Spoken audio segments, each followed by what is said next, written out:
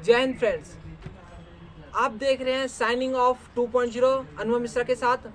आज मैं बहुत ही इम्पोर्टेंट लेके आया हूँ करंट अफेयर्स का एक सवाल जो कि जीएस पेपर फर्स्ट जो कि आपका यूपीएससी मेंस में पूछा जाएगा ज्योग्राफी के अंदर साइक्लोन के बारे में।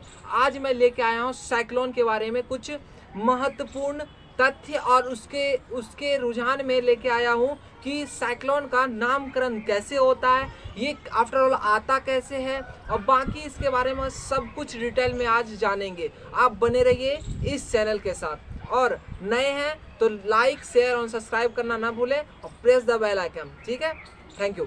चलिए अब स्टार्ट करते हैं। तो हमारे जो हिंद महासागर है उसे बंगाल की खाड़ी और हिंद महासागर, ये दोनों क्षेत्र जो है बहुत ही इम्पोर्टेंट रोल रखता है साइक्लोन के लिए।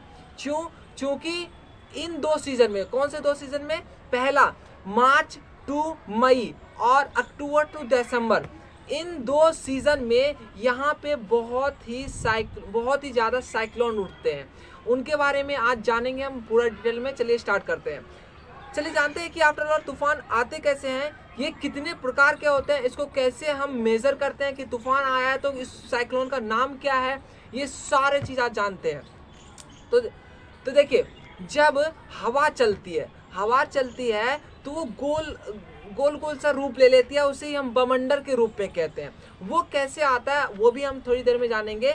अब सुनिए, इसमें जो हवा की स्पीड नापी जाती है वो नॉट के रूप में KNOT के रूप में नापी जाती है, जो कि नॉट, ये जो पानी में जहाज चलती है उसकी भी स्पीड को नापने के लिए नॉट का यूज़ किया जाता है।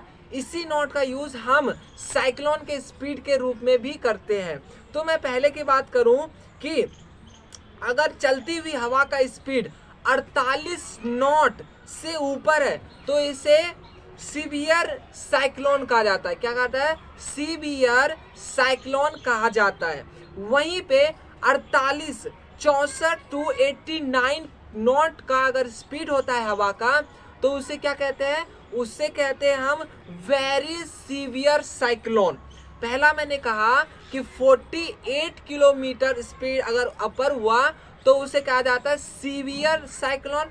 दूसरा मैंने कहा कि अगर 63 टू 89 स्पीड हुआ साइक्लोन का तो उसे कहते हैं वेरी सीवियर साइक्लोन।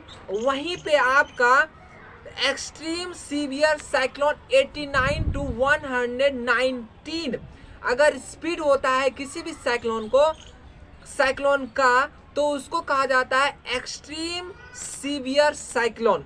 और सुपर साइक्लोन कहा जाता है 120 से अपर लेवल स्पीड को सुपर साइक्लोन कहा जाता है। इस प्रकार से हम 4 प्रकार के साइक्लोन का स्पीड के तौर पे हम पढ़ते हैं। पहला हम पढ़ते हैं कि साइबर साइक्लोन जो कि 48 किलोमीटर से ऊपर होता है।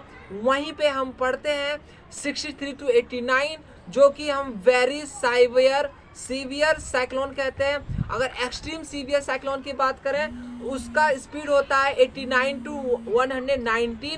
वहीं पे वेरी साइक्लोन की बात करें तो वो होता है 190 टू अपर होता है, उसे हम वेरी सुपर साइक्लोन कहते हैं। और उठे हुए साइक्लोन का इस प्रकार से मापन किया जाता है, ठीक है। और एक नॉट में होता है 1.8 किलोमीटर। कितना होता है? एक नॉट में होता है आपका 1.8 किलोमीटर। अब बात करते हैं कि साइक्लोन आखिरकार उठता कैसे और क्यों उठता है।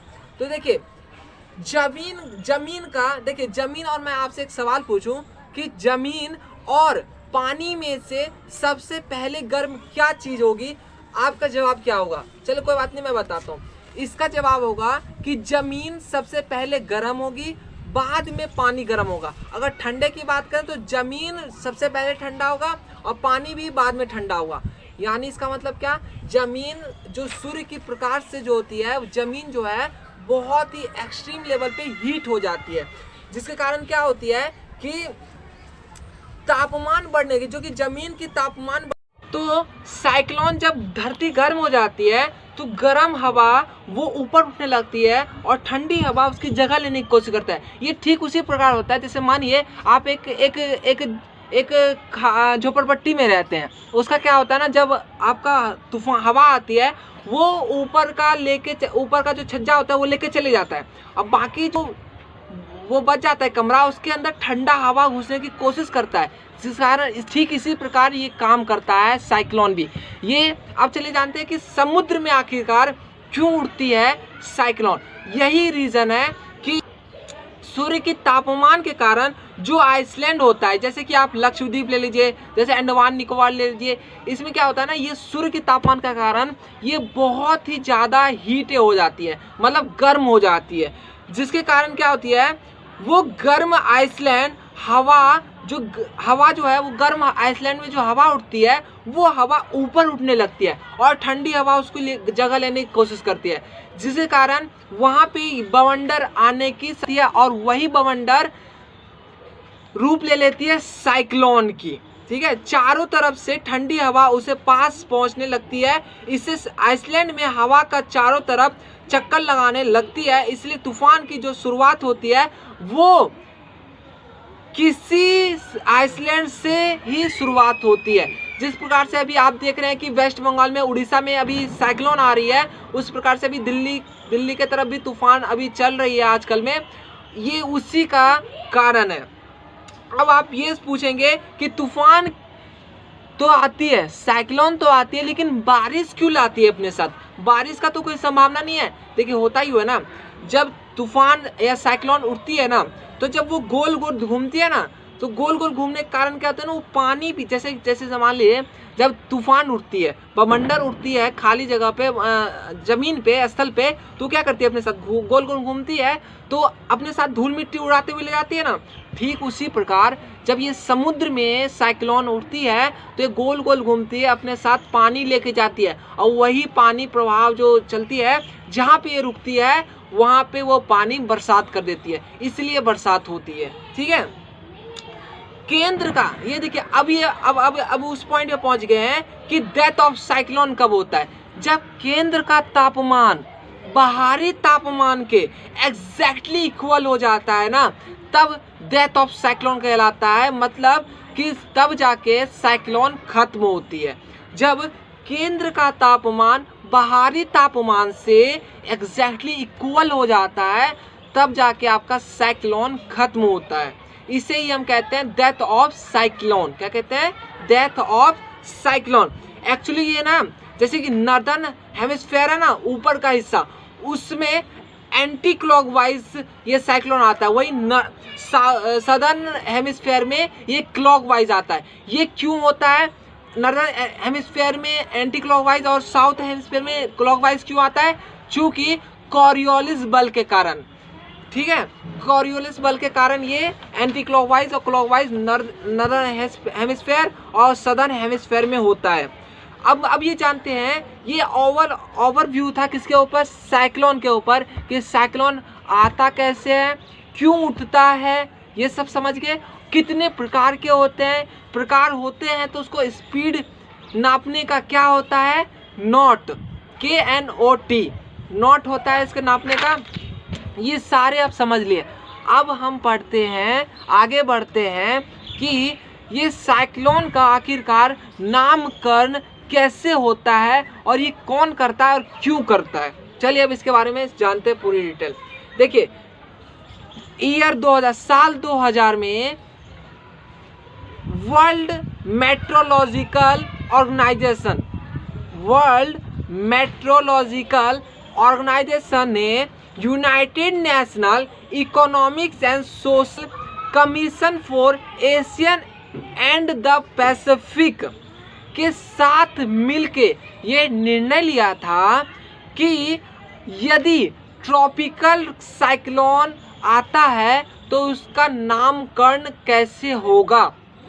तो उस समय जब 2000 में इस संस्था के साथ, जब वर्ल्ड मेट्रोलॉजिकल ऑर्गेनाइजेशन ने United nation economic and social social commission for Asian and the Pacific के साथ मिलके ये निर्णय लिया था कि ट्रॉपिकल साइक्लोन का नाम कैसे होगा। उस समय इसमें 8 देश शामिल थे जो कि इस प्रकार से थे। पहला बांग्लादेश, दूसरा इंडिया, तीसरा मालदीव्स, चौथा म्यांमार, पांचवा ओमान, छठा पाकिस्तान और सातवां श्रीलंका और आठवां थाईलैंड। इस प्रकार से थे। इसके नाम पे जाइए, मैंने क्या कहा, पहले कहा मैंने बांग्लादेश, बी फॉर बांग्लादेश, फिर मैंने कहा इंडिया, आई फॉर इंडिया, फिर मैंने कहा मालदीव्स, एम फॉर मालदीव्स, फिर चौथे नंबर पे मैंने कहा एम फॉर म्यांमार, फिर मैंने पांचवें नंबर पे कहा ओ फॉर ओमान, फिर मैंने छठे नंबर पे कहा पी फॉर पाकिस्तान, फिर सातवें नंबर पे मैंने कहा एस फॉर श्रीलंका और आठवें नंबर पे कहा टी फॉर थाईलैंड। और जब ये प्रक्रिया चलती रही, ये 8 देश के साथ साथ 5 देश नए और जुड़े जो कि इस प्रकार से क्रम वाइज थे। पहला था टी हो गया, फिर उसके बाद था आपका यू फॉर यूनाइटेड अरब अमीरात, ठीक है। फिर यू के बाद आता है आपका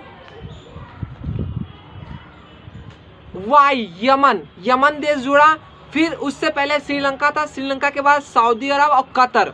इस प्रकार से मैंने क्यों बताया, ABCD करके क्यों बताया, क्योंकि जब साइक्लोन का नामकरण होता है तो अल्फाबेटिकल के आधार पर होता है।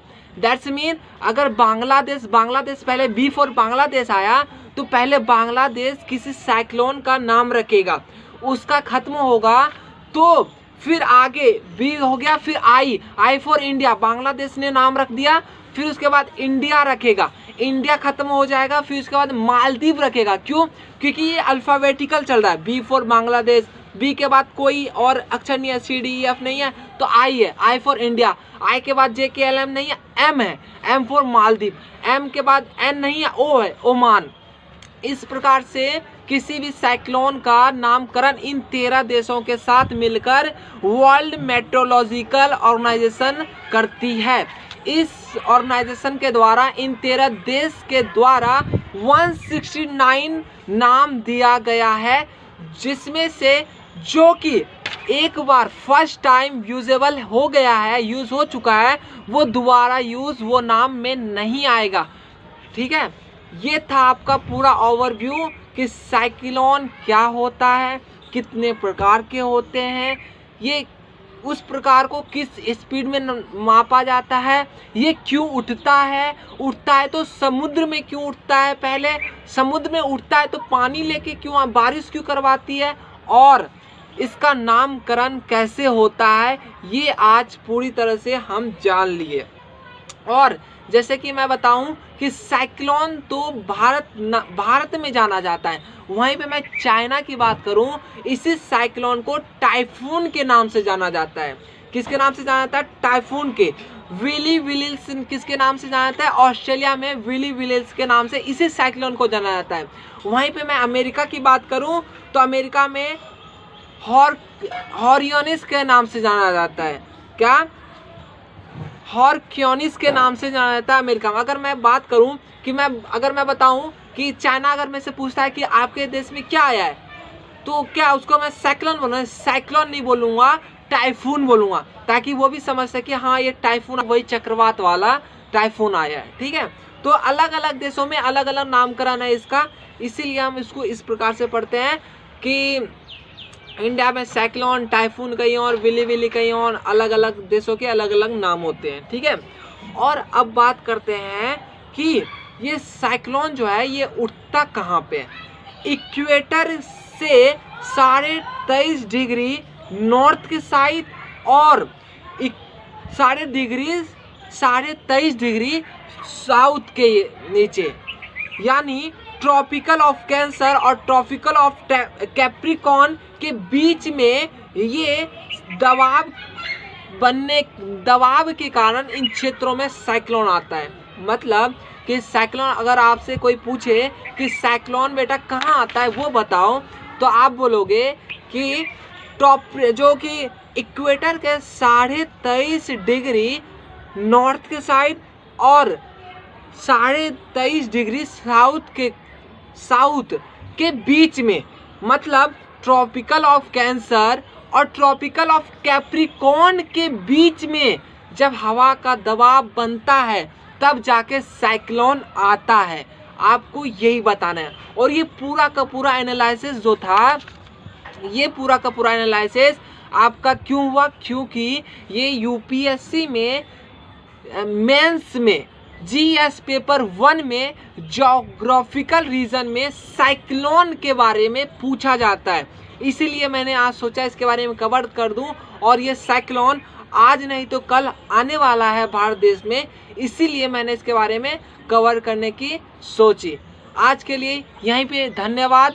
और नए हैं तो लाइक, शेयर और सब्सक्राइब करना ना भूलें। और आप क्या करेंगे, बेल आइकन प्रेस करना बिल्कुल ना भूलें। जय हिंद।